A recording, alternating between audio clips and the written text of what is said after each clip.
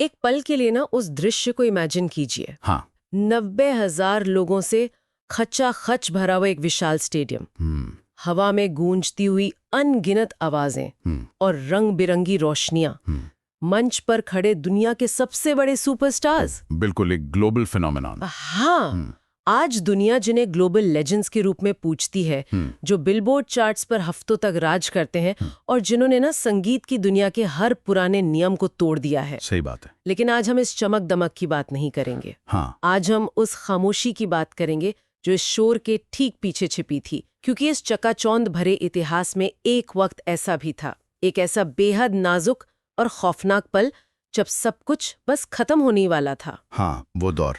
एक ऐसा गहरा शब्द जिसने उनके इस जादुई सफर को लगभग रोक ही दिया था, और वो शब्द था डिसबैंड। डिसबैंड यानी हमेशा हमेशा के लिए एक दूसरे से अलग हो जाना। बिल्कुल। और आज की इस गहन चर्चा का हमारा मिशन इसी विषय पर है। हमें beyond the stage, the rise and resilience of BTS के उन अहम और अनदेखे अंशों का गहराई से अध्ययन करना है। हमें ये सिर्फ ऊपर ऊपर से नहीं जानना है कि इन 7 लड़कों ने दुनिया कैसे जीती। हाँ, हमें वो मनोविज्ञान समझना है। बिल्कुल, वो मनोविज्ञान, वो दबाव और उस ब्रेकिंग पॉइंट को समझना है जिसने उन्हें अंदर तक तोड़ दिया था, और फिर कैसे उसी टूटन से ना एक ऐसा निर्माण हुआ जिसने इतिहास को हमेशा के लिए बदल कर रख दिया। सही कहा। ये सिर्फ के-पॉप या संगीत की बात नहीं है। ये मानवीय जज्बे, मानसिक स्वास्थ्य और लगातार खुद को फिर से गढ़ने की एक बहुत बड़ी और प्रामाणिक कहानी है। तो चलिए ना इसके हर पहलू को खोलकर देखते हैं। जब भी कोई आज के इस विशाल साम्राज्य को देखता है तो वो बहुत आसानी से उस अंधेरे को भूल जाता है जहां से इस सफर की असल में शुरुआत हुई थी। वो साल 2013 का समय। हाँ, साल 2013। बिग हिट एंटरटेनमेंट नाम की एक ऐसी कंपनी जो लगभग दिवालिया होने की कगार पर थी, पूरी तरह से कर्ज में डूबी हुई। उस समय की कोरियाई संगीत इंडस्ट्री पूरी तरह से 3 बड़ी कंपनियों के कब्जे में थी, जिन्हें बिग 3 कहा जाता था। उनके पास अथाह पैसा था, बेहतरीन ट्रेनिंग सुविधाएं थीं और टीवी नेटवर्क्स पर पूरा दबदबा था। एक तरह से मोनोपोली थी उनकी। हाँ, और दूसरी तरफ थे ये 7 लड़के। कोई बड़ा नाम नहीं, कोई इन्वेस्टर नहीं, बस एक छोटा सा बजट और एक डॉम जहां एक ही छोटे से कमरे में 7 लोग फर्श पर सोते थे। एक ही वॉशरूम शेयर करते थे। बिल्कुल। लेकिन मैं आपसे ये पूछना चाहती हूँ कि मनोरंजन की दुनिया में तो हर कोई शुरुआत में संघर्ष करता है। हर किसी की अपनी एक दुखभरी कहानी होती है। तो फिर इनका ये स्ट्रगल बाकी दुनिया या बाकी कलाकारों से अलग कैसे था? ये एक बहुत ही शानदार सवाल है। इनका जो स्ट्रगल था ना, वो सिर्फ आर्थिक नहीं था, वो पूरी तरह से उनके अस्तित्व का संकट था। कोरियाई आइडल इंडस्ट्री असल में एक बहुत ही व्यवस्थित और निर्मम फैक्ट्री की तरह काम करती है, जहां सब कुछ परफेक्ट होना चाहिए। बिल्कुल। वहां कलाकारों को एक परफेक्ट इमेज दी जाती है। उन्हें क्या बोलना है, कैसे मुस्कुराना है, ये सब पहले से तय होता है, एक स्क्रिप्ट की तरह। हाँ। लेकिन बिग हिट के पास इन 7 लड़कों को परफेक्ट बनाने के लिए पैसे ही नहीं थे। उनके पास ना तो महंगे गीतकार थे और ना ही बड़े निर्माता। तो उन्होंने क्या किया? इसलिए उनके निर्माता बैंग पीडी ने उनसे सीधे कह दिया कि तुम्हें अपनी कहानी खुद लिखनी होगी। और शायद यही उनका सबसे बड़ा टर्निंग पॉइंट था। एकदम सही। और यहीं से वो फर्क पैदा हुआ। उन्होंने उस छोटे से डॉम में रहते हुए जो घुटन, जो समाज का दबाव और जो रिजेक्शन महसूस किया ना, उसे अपने गानों में उतारना शुरू कर दिया। वो सिर्फ प्यार मोहब्बत के गाने नहीं गा रहे थे। नहीं, वो स्कूल के उस दबाव के बारे में गा रहे थे जो युवाओं को कुचल रहा था। वो उस सिस्टम के खिलाफ बोल रहे थे जो उन्हें बार बार कह रहा था कि तुम कभी सरवाइव नहीं कर पाओगे। मतलब उनका ये शुरुआती संघर्ष कोई मार्केटिंग के लिए गढ़ी गई कहानी नहीं थी। बिल्कुल नहीं। वो उनके सर्वाइवल यानी जिंदा बचने की आखिरी कोशिश थी। और शायद इसीलिए जब वो गाते थे तो उसमें एक अलग तरह की आग महसूस होती थी, एक ऐसा दर्द जो असली था। हाँ, वो दर्द लोगों तक सीधा पहुंचता था। लेकिन चलिए अब उस कहानी के ना सबसे गहरे और काले हिस्से की तरफ चलते हैं।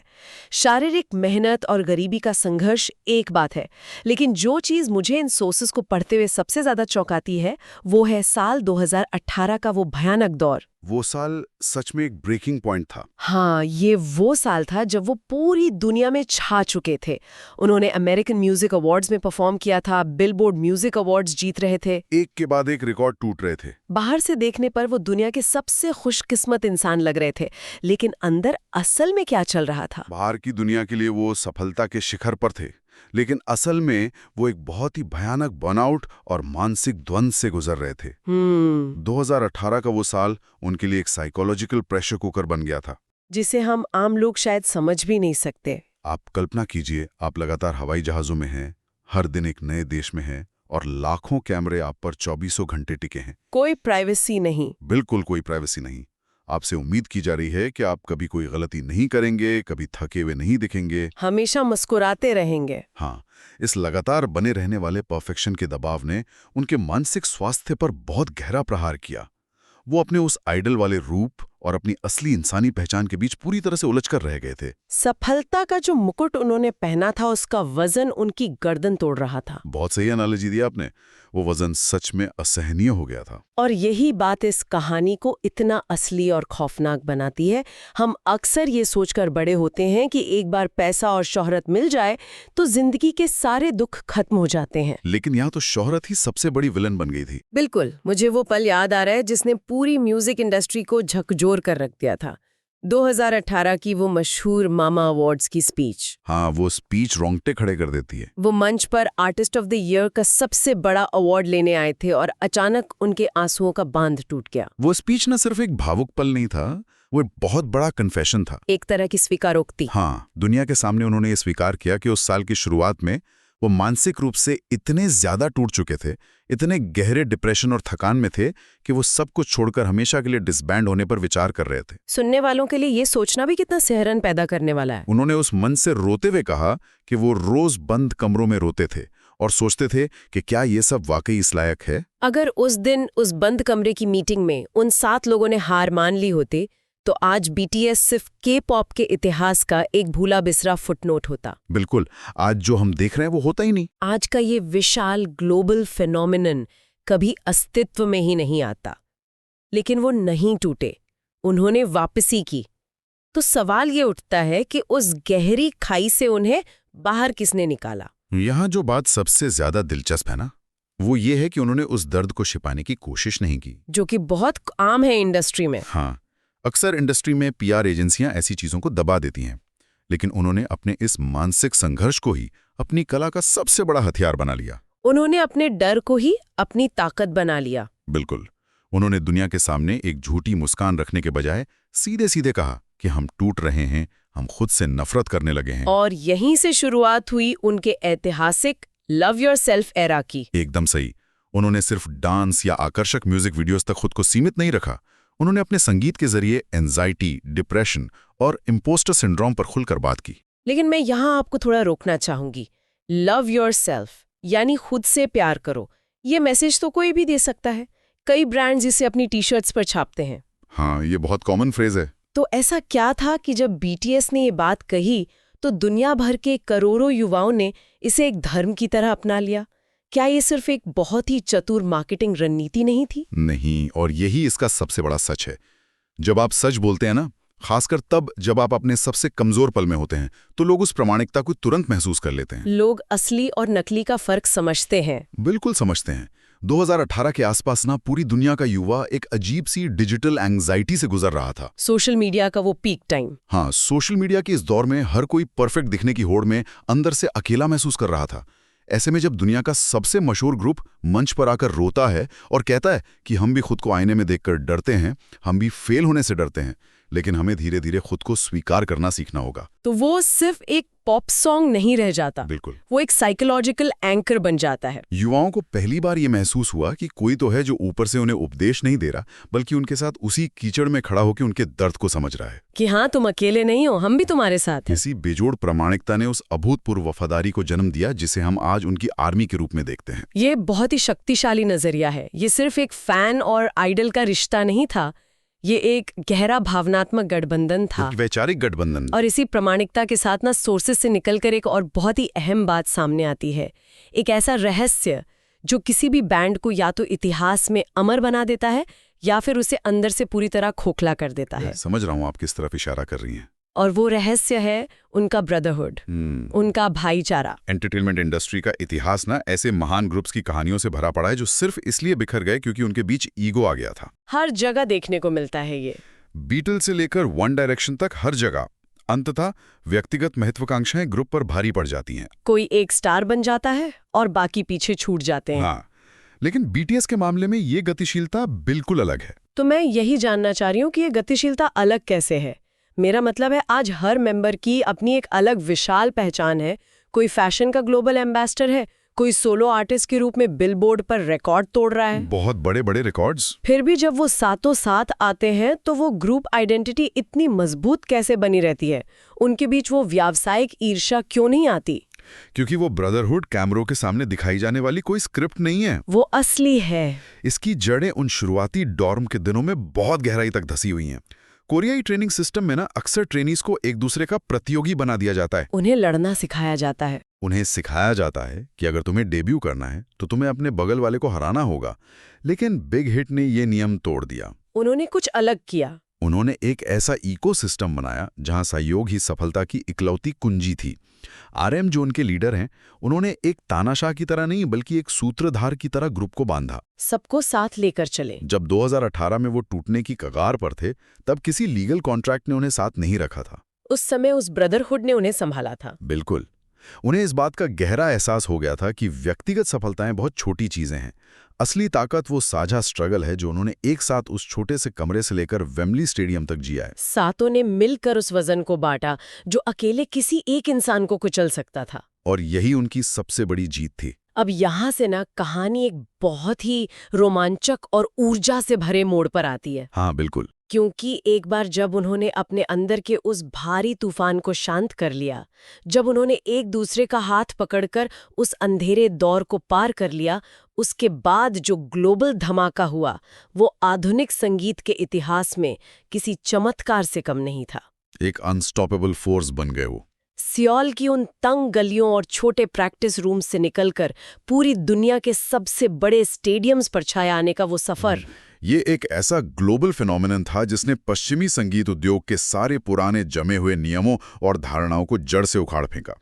बिल्कुल। जरा इस इम्पैक्ट को देखिए। बिलबोर्ड हॉट 100 चार्ट्स पर लगातार नंबर 1 पर काबिज होना, जो कभी किसी एशियाई कलाकार के लिए नामुमकिन माना जाता था। लंदन का ऐतिहासिक वेम्बली स्टेडियम हो या कैलिफोर्निया का रोज बोल, जहां लाखों टिकट सिर्फ कुछ मिनटों में पूरी तरह से बिक गए। साइट्स क्रैश हो जाती थी। और फिर संयुक्त राष्ट्र यानी यूएन की जनरल असेंबली में दी गई वो ऐतिहासिक स्पीच, ये अब सिर्फ के-पॉप नहीं रह गया था, ये एक बहुत बड़ा कल्चरल शिफ्ट था।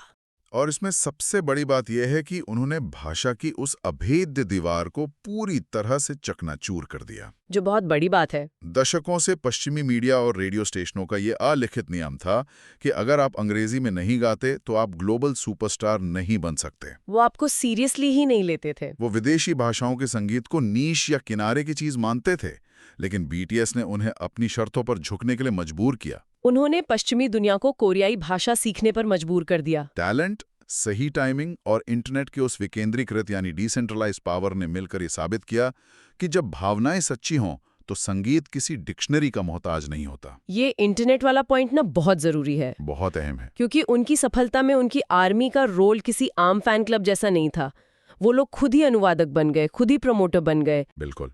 जब आप मंच पर अपना दिल निकाल कर रख देते हैं ना, तो एक बिल्कुल अलग देश, अलग संस्कृति और अलग भाषा का इंसान भी आपके उस दर्द और उस खुशी से जुड़ जाता है। वो भावनाएं ट्रांसलेट हो जाती हैं। फैंस ने उनके गानों के पीछे छिपे साहित्य, काल जंग की साइकोलॉजी और फिलॉसफी को डिकोड करना शुरू किया। वो सिर्फ गाने नहीं सुन रहे थे, वो उन्हें पढ़ रहे थे। ये सिर्फ एक कंज्यूमर और आर्टिस्ट का रिश्ता नहीं था, ये एक साझा वैचारिक आंदोलन था। यही उनकी असली ग्लोबल ताकत थी, जिसने उन्हें हर ज्योग्राफिकल बाउंड्री के पार पहुंचा दिया। तो इन सब का आखिर मतलब क्या है? आज जब हम उनके इस अद्भुत सफर के पन्नों को पलटते हैं, तो वो एक बहुत ही दिलचस्प, शांत और थोड़े भावुक मोड़ पर खड़े हैं। एक ठहराव का समय। आज की वर्तमान स्थिति अनिवार्य मिलिट्री सर्विस की है। जब ये खबर पहली बार सामने आई थी तो हम समझ सकते हैं कि दुनिया भर में उनके करोड़ों फैंस कैसे पैनिक कर रहे थे। बहुत बड़ा शौक था सबके लिए। ऐसा लग रहा था जैसे एक बहुत तेज दौड़ती हुई ट्रेन में अचानक ब्रेक लग गया हो। लेकिन जो सोर्सेज और आर्टिकल्स हम देख रहे हैं, वो बहुत स्पष्ट रूप से कहते हैं कि ये कोई अंत नहीं है, ये सिर्फ एक पॉज है, एक ठहराव। अगर हम इसे एक बड़े और रणनीतिक नजरिए से देखें तो ये ठहराव सिर्फ कोरिया के कानून की कोई मजबूरी नहीं है। तो इसे और कैसे देखा जा सकता है? इसे उनके करियर की सबसे बेहतरीन और गहरी रणनीतियों में से एक के रूप में भी समझा जा सकता है। कैसे? जरा सोचिए, लगातार 10 सालों तक बिना एक पल रुके दौड़ने के बाद, बिना एक भी दिन आम इंसान की तरह जिए, ये 24 उनके लिए व्यक्तिगत विकास का एक बहुत जरूरी समय है। मतलब ये उन्हें उस सुपरस्टारडम के अवास्तविक बुलबुले से बाहर निकाल रहा है। 100%।